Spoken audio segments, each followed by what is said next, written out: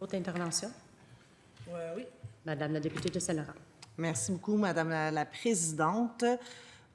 Juste avant de commencer, je vais me permettre, vu qu'il y a eu des propos qui ont été portés à mon égard lorsque j'étais pas dans cette commission, mais dans une autre commission. Alors, j'aimerais juste rétablir certains faits, vu que la ministre a souligné que c'était, m'imputait le fait, grosso modo, que j'étais pas disponible au mois de mai et juin pour siéger en même temps sur les différents projets de loi. C'était de notoriété publique que j'avais un retrait préventif. C'est de notoriété publique que je ne pouvais être au Parlement. J'ai transmis à la commissaire à l'éthique mon billet d'absence médicale. C'est de notoriété aussi publique que j'ai perdu un des deux que je portais. C'est de notoriété publique que j'ai pris un très, très bref congé d'absence de maternité durant l'été et je suis revenue en 2 mois et demi ici. C'est de notoriété publique. Avec une masse salariale de 1,3 million de dollars, si la vice-première ministre du Québec n'a pas le temps de faire sa revue de presse, je pense qu'un de ses membres peut lui en faire une. Maintenant, la bonne foi se présume. Une fois que j'ai dit ça, j'espère qu'à l'avenir, on ne m'imputera pas directement ou indirectement mon absence du mois de mai et de juin ici au Parlement. Je suis là et je crois beaucoup à la bonne foi. Et je tiens aussi à remercier la grande solidarité de plusieurs collègues féminines de la banquette gouvernementale qui, elles, m'ont envoyé de très bons mots d'encouragement pendant cette période un petit peu plus difficile pour moi.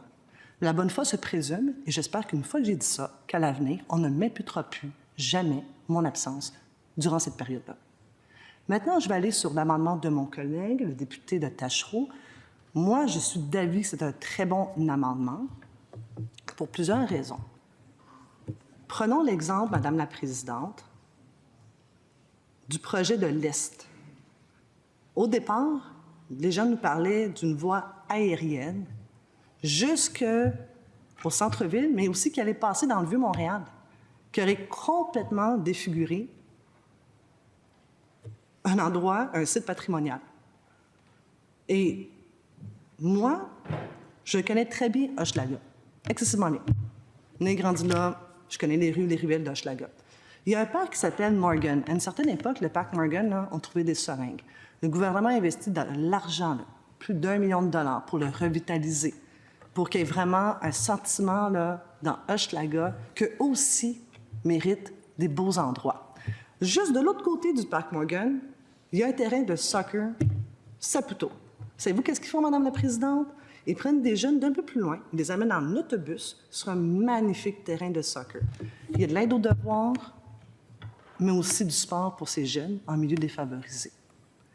Mais tout ça pour un projet qui n'allait pas nécessairement desservir les gens d'Hochelaga, mais des gens de l'extérieur de Montréal. On aurait défiguré complètement ce quartier, sans consultation, puis les mettant sur un fait accompli. On aurait créé une immense fracture sociale, en fait.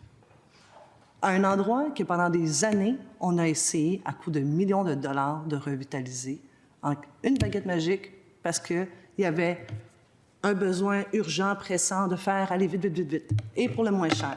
Mais des fois, vite et moins cher, c'est pas nécessairement ce que les gens ont besoin. Alors moi, ici, je pense que le cas de, justement, du projet de l'Est, avec cet amendement-là, ça permettrait justement d'avoir non seulement d'urbanisme, la ville, mais les citoyens qui pourraient s'exprimer puis parler de leur réalité au quotidien. Parce qu'il y a des impacts quand on commence à dessiner des projets, et ça le dit, complexes de transport. Mais à plus forte raison, si c'est complexe, aussi bien s'assurer d'avoir toutes les bonnes parties prenantes autour de la table pour avoir cette discussion. Alors moi, je ne comprends pas pourquoi aujourd'hui, on ne va pas de l'avant. Et d'ailleurs, dans l'ouvrage « How Big Things Get Done », que mon collègue Tachereau citait, il y a un passage à l'effet que, justement, plus vous allez consulter, plus vous allez avoir une adhésion de groupe. Et avec cette adhésion de groupe, par la suite, oui, vous êtes capable d'aller plus vite parce que vous avez fait vraiment une vraie consultation qui a mené à un vrai consensus et non pas un faux consensus. Alors, moi, à ce stade-ci, je pense que c'est quelque chose de favorable et je ne m'expliquerai pas pourquoi on dirait non, d'autant plus qu'on a donné de l'autonomie aux municipalités. Merci. Madame la ministre. Je vais répondre certainement, Madame la Présidente. Je vais revenir sur le dossier comme tel, là, mais je suis très surprise de son introduction, parce que la députée de Saint-Laurent est une femme très intelligente. Donc, si elle a décidé de dire ce qu'elle a dit, en sachant peut-être, parce que, tu sais, à sa décharge, c'est vrai qu'elle est sur d'autres commissions, puis bon, là, elle est ici cet après-midi. Je ne sais pas si elle a eu le temps d'écouter tout ce qui s'est dit pendant les presque 70 heures de la commission ici, mais toutes les autres personnes dans la salle, ou presque, ont été là presque pendant toutes ces heures-là et savent toutes que ce que je vais dire est la stricte vérité. D'ailleurs, c'est tout enregistré. Fait que même si j'essayais de mentir, ça ne serait pas possible. Jamais, je n'ai imputé un motif d'absence ou un caractère inapproprié en quoi que ce soit au comportement de la députée de Saint-Laurent. Puis, à l'inverse, à chaque fois que je me suis exprimée sur les stratégies de retardement des travaux de la part du leader du Parti libéral, j'ai toujours précisé, incluant ce matin, là, on a siégé quoi, à 10h30 ce matin, à 9h30? Incluant ce matin quand j'ai été obligée de reparler de ça, parce que c'est ce qu'elle fait encore, elle m'oblige à revenir sur la cadence des travaux. Donc, à chaque fois, j'ai précisé, il y a des députés libéraux autres que le député de Nelligan qui auraient pu être sur les deux commissions en même temps, 61 et 62. Et à chaque fois, je précise, là, ils sont 18 libéraux.